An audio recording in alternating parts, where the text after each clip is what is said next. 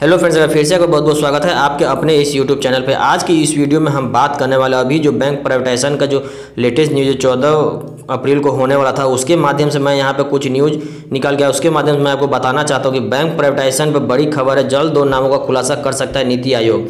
यहाँ पे नीति आयोग यहाँ पे डिस्कशन कर रही है, कोर कमेटी बैठाया गया है यहाँ पे सचिव सबका, और उसके बाद यहाँ पे RBI गवर्नर के साथ, और उसके बाद यहाँ पे डिसीजन लिया जाएगा कौन सा बैंक प्राइवेटाइजेशन किया जाएगा कौन सा नहीं किया जाएगा।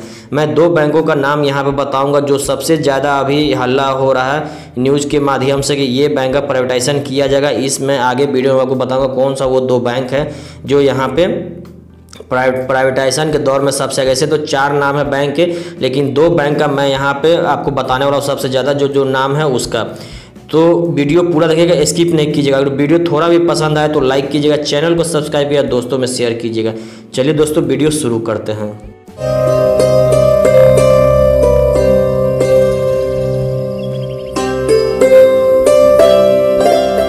जैसे अभी न्यूज़ जो निकल गया था, मैं स्क्रीन पे आपको पूरा डिटेल में पढ़ के बताता हूँ क्या न्यूज़ में आया है। देश के 2 सरकारी बैंकों के निजीकरण, बैंक ऑफ प्राइवेटाइजेशन को लेकर सरकार जल्द ही फैसला ले सकती है। अब तक पब्लिक सेक्टर के इन 2 बैंकों के बारे में कई दिनों से कयास लगाए जा रहे हैं, लेकिन इनके नाम सामने नहीं आए। केंद्र सरकार के थिंक टैंक नीति आयोग जल्द ही इन दोनों बैंकों के नाम का खुलासा कर सकता है। नीति आयोग द्वारा वित्त मंत्रालय के परामर्शों से 2 सार्वजनिक क्षेत्र के 2 बैंकों के नाम फाइनलाइज करने पर विचार विमर्श जारी है। यहाँ पे आप देख सकते हैं क्या यहाँ पे नीति आयोग के द्वारा कहा गया है। इसी वित्त वर्ष में दोनों बैंकों का निजीकरण होना है, जिसे विभागीय भाषा में डिसिड इन्वेस्टमेंट यानी विनिवेश कहा जाता है। बता दें कि केंद्र वित्त मंत्री निर्मला सीतारमण ने फरवरी में पेश किए गए बजट में सार्वजनिक क्षेत्रों के 2 बैंकों और 1 बीमा कंपनी के प्राइवेटाइजेशन किए जाने की बात कही थी। समीक्षा करते हुए ये तीनों नाम तय करने की जिम्मेदारी नीति आयोग को दी गई है। मतलब यहाँ पर जो वित्त वर्ष में जो लागू किया गया था, यहाँ पे सारा जिम्मेदारी जो है नीति आयोग को दिया गया है कि आपको किस बैंक को प्राइवेटाइजेशन करना है और आपको कौन सा बीमा कंपनी करना है। विभागीय सूत्रों ने कहा है कि बैंकों के नाम तय करने की दशा में काम जारी है। इस मामले में नीति आयोग की तरफ से 1-2 बैठकें बुलाई गई है। सूत्रों ने आगे कहा है कि उसने कहा है कि निष्कर्ष पर पहुंचने से पहले कई पहलुओं पर गौर किए जाने की आवश्यकता है। इन बिंदुओं में मानव संसाधन प्रबंधन, वित्तीय, सेहत वगैरह शामिल हैं।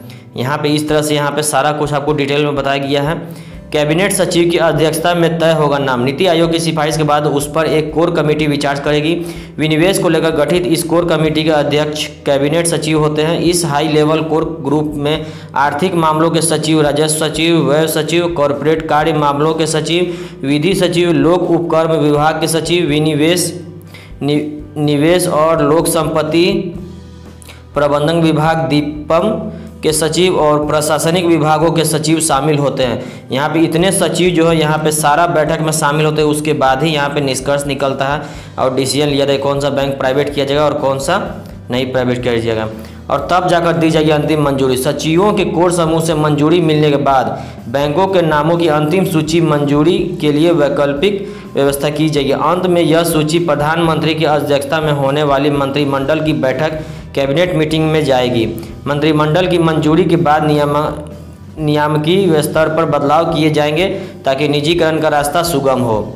यहाँ पे इस तरह से कहा गया। इन बैंकों के नामों की हो रही है चर्चा। मीडिया रिपोर्ट्स के मुताबिक बैंकों के प्राइवेटाइजेशन के लिए नीति आयोग जिन नामों पर विचार कर रहा है उनमें bank of Maharashtra, Indian overseas bank, bank of India और सेंट्रल बैंक है। जिन 2 नामों पर सबसे ज़्यादा चर्चा है वो है इंडियन ओवरसीज बैंक और बैंक ऑफ इंडिया। इस खबर के बाद इन चारों बैंकों के शेयर में जोरदार तेजी आई है। बैंक ऑफ इंडिया का शेयर 9% बढ़कर 72 रुपये के भाव पर पहुंच गया। वहीं बैंक ऑफ महाराष्ट्र के शेयर में 18%, IOBA की शेयर में 11% और सेंट्रल बैंक ऑफ इंडिया के शेयर में 7% की जोरदार तेजी आई है।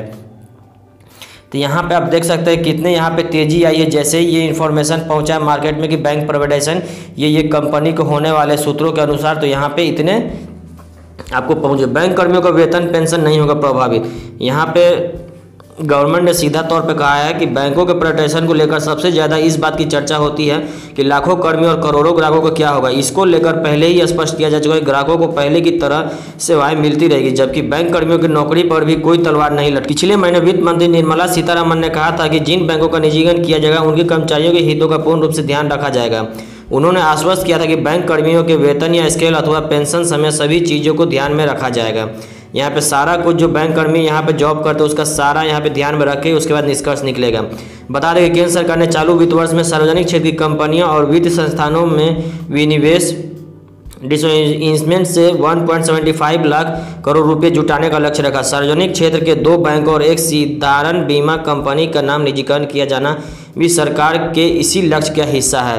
तो यहाँ पे इस तरह से देखिए किस तरह से यहाँ पे नीति आयोग यहाँ पे कोर कमेटी बैठाएगी और सारे सचिव को यहाँ पे गठन किया जाएगा। उसके बाद जो डिस्कशन किया जाएगा किस बैंक को प्राइवेटाइजेशन किया जाएगा और किस बैंक को नहीं किया जाएगा।